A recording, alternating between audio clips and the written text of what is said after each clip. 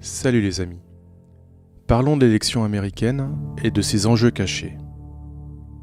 Nombreux pensent qu'il s'agit d'une opposition entre un original, limite extrémiste, Trump, et des humanistes ouverts sur le monde, les démocrates, représentés par Biden. Si l'on ramène cette analyse à notre prisme de pensée à la française, nous pourrions imaginer une sorte d'opposition entre une approche sociale-libérale, proche de LREM, et une droite populiste autocentrée. Ma lecture de cette situation est tout autre. Je pense que son issue aura un impact sur nos vies à tous. J'y vois une opposition entre les mondialistes, aussi appelés globalistes, et les souverainistes. Encore une fois, il est possible d'apporter une définition et une idéologie différente à ces mots. Pour mieux comprendre, il faut observer les actes et non les paroles. Les politiciens mondialistes vous diront qu'il n'est pas possible d'envisager l'avenir sans une ouverture complète sur le monde et des réponses coordonnées. Ils vous présentent cela comme une évidence en vous expliquant qu'il n'y a aucune autre alternative et que ceux qui s'opposent à ce projet sont de vilains conservateurs égoïstes qu'il faut balayer à tout prix. Seulement, derrière ce mondialisme, c'est une toute autre partition qui se joue. Avant, les grandes entreprises décentralisaient dans les pays où la main-d'œuvre était peu coûteuse. Ils outsourçaient selon leurs termes. Aujourd'hui, ils cherchent à niveler tous les peuples par le bas, en faisant sauter les protections sociales, la santé, l'instruction, le droit du travail et la sécurité de nos frontières pour accentuer le libre-échange. C'est bien simple, tous les travailleurs du monde entier doivent être mis en concurrence. Ce que l'on nous vend comme un progrès, c'est la disparition de la classe moyenne, au profit de deux castes bien distinctes, les ultra-riches et les ultra-pauvres.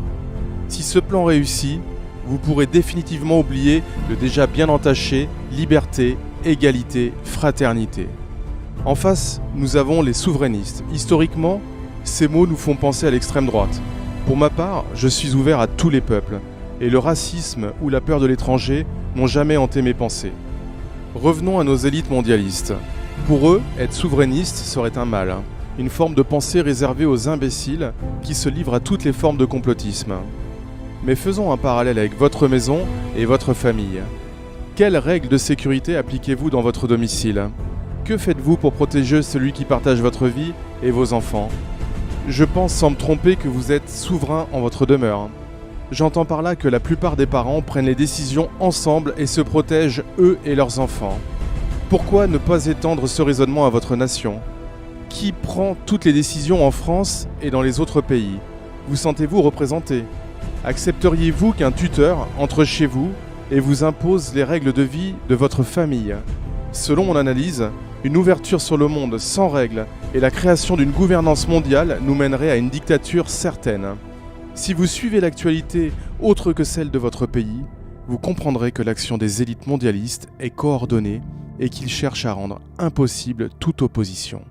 Ils possèdent les plus grands médias, les GAFAM, Google, Apple, Facebook, Amazon, Microsoft. Et depuis 1 an, ils censurent toutes les pensées dissidentes. Si nous, lanceurs d'alerte, ne nous auto-censurons pas, nous serons dans l'impossibilité de vous atteindre sur YouTube. Aussi, je vous demande de rejoindre ma chaîne Odyssée avec le lien disponible dans la description. Vous y retrouverez toutes mes vidéos, même celles censurées. Vous voulez que nos situations s'améliorent ? Si cette élite mondialiste est si bien coordonnée, c'est qu'elle est l'instrument du Deep State, aussi appelé l'État profond. Trump se bat contre cet État profond et son objectif principal est sa chute.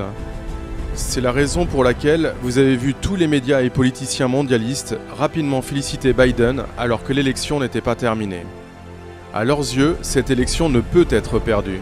Beaucoup risquent de perdre bien plus que nous l'imaginons. C'est maintenant qu'il faut défendre nos droits. Et le souverainisme n'est plus une option.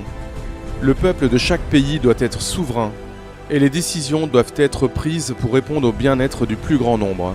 Être souverainiste ne veut pas dire être fermé sur le monde, mais faire attention à ce que chaque accord réalisé avec d'autres pays soit gagnant-gagnant, et pas seulement pour ceux qui nous gouvernent. Pensons différemment, nivelons nos vies par le haut.